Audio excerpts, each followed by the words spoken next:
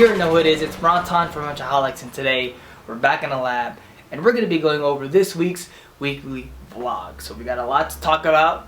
Let's get to it. Alright, so for this week's weekly vlog, pretty much we got two things to cover again, like as always, based on the channel setup. The first thing is we went ahead and I'm going to go over the DIY install of the custom universal GPS speedometer on the 240. So pretty much, if you guys don't know, I've been having this channel for quite a while. I made a video on how to make a custom gauge cluster utilizing your OEM sub cluster harness. So with that being said, long story short, the speedometer in the car that I had in the OEM gauge cluster never worked. For some reason, obviously, you know, it was showing speed of 0, but I'm actually driving. I think what the problem could be, I never really dove into it, was my vehicle speed sensor, because if there is no signal coming from that, then your gauge won't work. Or there could be, the sensor could be fine, but the harness could be junk. I got a new harness from Wiring Specialties. I got an upper and I got a lower, and the lower one is the transmission harness. So I got everything, got brand new plugs and all that. Still didn't work, and at that point I was like, don't need it, don't care for it. So when I made the custom gauge cluster, I eliminated the speedometer, and I'm only really using like a tach, a boost gauge, a wideband, a coolant temp, and like a voltmeter. So I eliminated the speedometer altogether. You know, obviously years down the road, I'm sitting there like, you know what, I do want to get a speedometer just to know how slow I'm going. And we went ahead and just got ourselves a universal GPS speedometer. Basically, it uses a GPS signal, and it'll, you know, the signal sent and received by the unit, and it tells you your speed. As far as accuracy goes, can't really tell you if it's really accurate. All I know is that at cruising speeds, it's stable. But if there's a lot of speed changes, then that's when you start to get the little, you know, delay in feedback. So stop and go driving may not be the best. Cruising speeds, you're okay within variance, but I don't know what that is. But nonetheless, at least I have something to at least tell me how slow my car is going on the freeway. But anyways, that's going to be the install. I'm going to go over everything that I did as far as installing it, as far as making the mount, and also making the HUD screen. I think the HUD screen is what caught your guys' attention. Again, you know, I posted a picture on this interior thread on Facebook and then also on my Instagram, and a lot of you guys have been messaging me about what is that gauge that's on your steering wheel trim, the column I should say.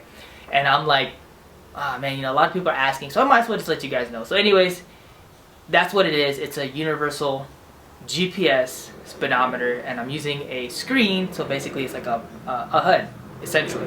So be on the lookout for that video. The next thing to address is we're going to be going over another series of mine, which is called Flop or Not. Basically, you know, first-hand reviews on parts I've already installed on the 240. And basically, I don't want to say non-biased, but I'm going to give you what I believe is a good review. I'm going to go over the pros, I'm going to go over the cons, and all of that. So this week we're going to be going over the skid plate. If you guys are lowered, you guys already know what a skid plate is. It's probably crossed your mind, and I would have to tell you, it'd be one of the better investments to protect your bigger investment, meaning your engine. So a skid plate is what it is. It's a skid plate. It skids. So obviously for your little boys out there, and your oil pan does hang low, you want to protect it, as you don't want to hit something and damage the oil pan and then obviously go into that vicious cycle. Low oil pressure, oil starvation, because that is catastrophic. You'll blow your engine and you're going to be back to step one. So we're going to be going over the S13 Xcessive Engineering skid plate specifically, because that's the one I got. There are other companies who do make skid plates, so off the top of my head I think it's PBM and GK Tech. They do make one specifically skid plate. You have LRB Speed, excuse me. They make a skid plate, but it's not advertised as a skid plate. It's advertised as an under tray. I don't want to claim it to be a skid plate because they don't call it that, but an under tray, it's still doing what it has to do. It still covers the oil pan. But my overall impression about the other companies that make it is basically the material that the skid plate is made out of. So I went with Xcessive because they have a stronger, robust material. So that's why I went with it. So be on the lookout for that flop or not review for this week for the Xcessive S13 Skid Plate. So that's pretty much it. That is the update for this week. And we just got a couple more things we got to finish up on the 240, so let's go over that, and then that'd be it, guys, for this week. Alright, so just to wrap things up, everything obviously buttoned up. I've already gone through the whole process of burping the situation, but in short, we had a little cooling issue, excessive heat coming out of that guy, and then obviously normal heat coming out of that guy. When I mean excessive, that thing was reading 250, basically maxing out my EVDM, and then on my Power FC I was reading 180. That was a very big difference. Very big difference in coolant temps from the upper and the lower. Theoretically, the upper is always going to be hotter than the lower, but at 250, that's kind of suspicious. So I tore everything down, took the radiator out, flushed the radiator, flushed the engine out, basically changed the thermostat and the whole nine. And I think I got the issue handled. As the temps I am seeing now on my EVDM is a lot better, and it's temps that are within range, so we're good. So long story short, I think I had a bunk thermostat, and I went through the whole checklist, guys. I mean, if you guys saw my stories on Instagram, literally everything. Coolant leak, what else could it be? So coolant leak, aftermarket temp sensor, you know, coolant flush, probably clog radiator.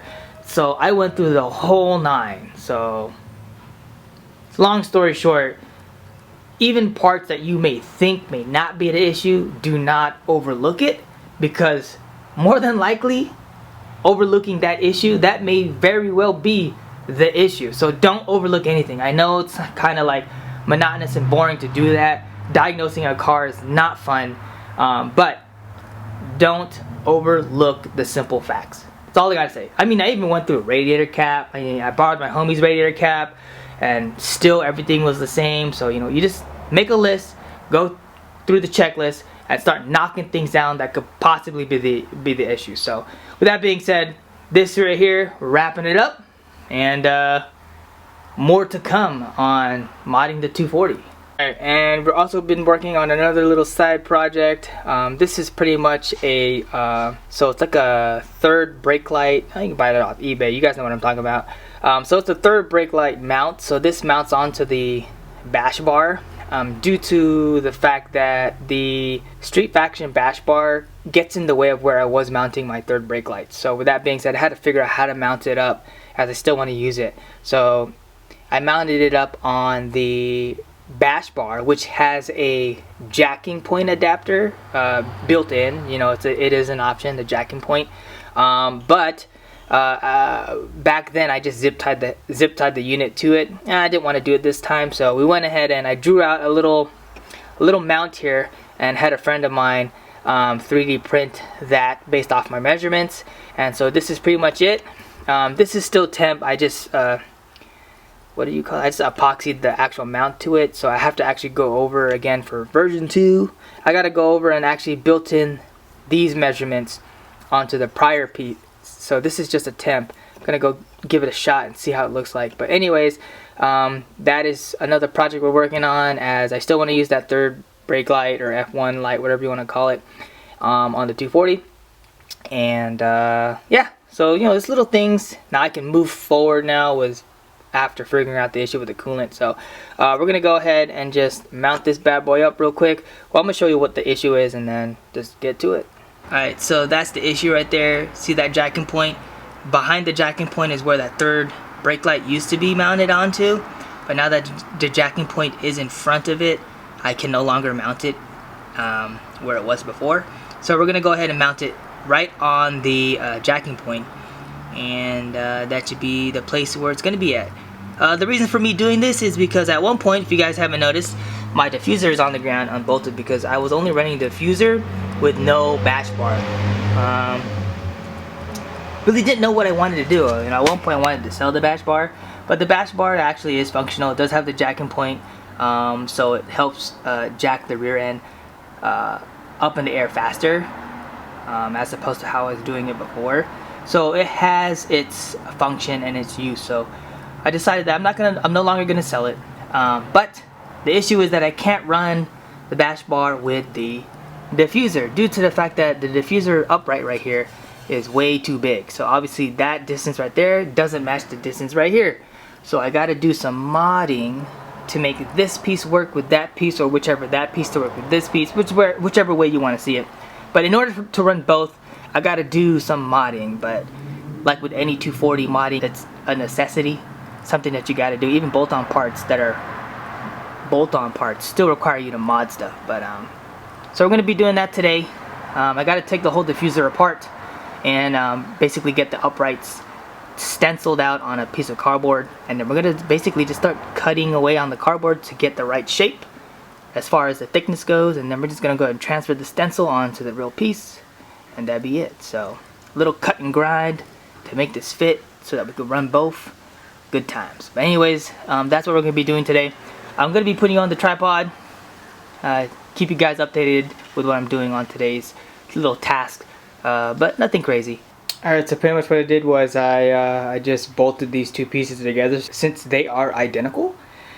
Now we're just going to follow the cuts, which is straight right there. That's how much I had to get off in order for it to fit.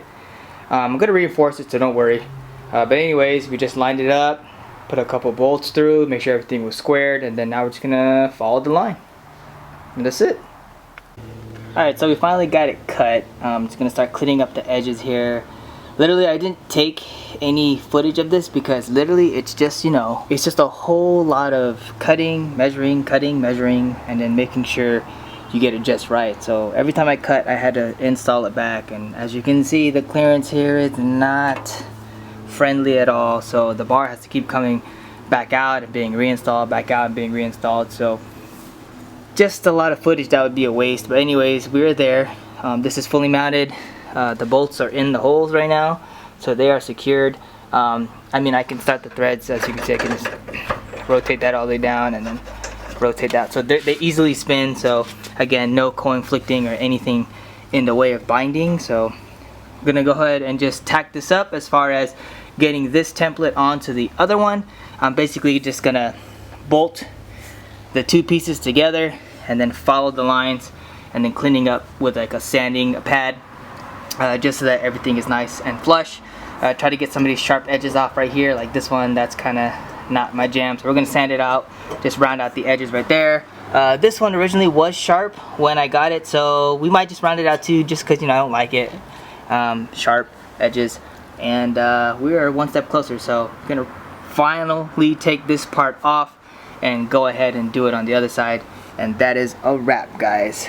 So yeah, time to put these two pieces together. Alright guys, so there you guys have it. That is the finished product. Pretty much just modding the uprights for the diffuser to work in conjunction with the rear bash bar by Street Faction, only because, again, clearance on that was very minimal, so it wasn't gonna work with the original design of the uprights. So we finally got that all situated. We are all good to go. Oh yeah, and the only reason why I had to do it was because of this. I wasn't able to use the original mount that I had it on before, when I had the diffuser only, no rear bash bar. So we had to mod it in order to fit. I made a bracket as well, and then mounted up the light. So again, that's the only reason why I had to do all the other work in order to make it fit. But we are good to go, and we're golden. So there you guys have it. That is it for today. Alright guys, there you guys have it. That is a wrap. That is pretty much it. This little thing that we had to do was mod that in order to fit, so that the bash bar and the diffuser can work in conjunction. But if you guys have ordered from me the air freshener, the keychain, and the flight tag, I'm going to be actually shipping stuff out today. I've just been really busy, and obviously one-man show here, so I have to like divvy up the time and divide it so that I can make videos as well as ship out the product, so on and so forth. So bear with me guys. Thank you guys for the support.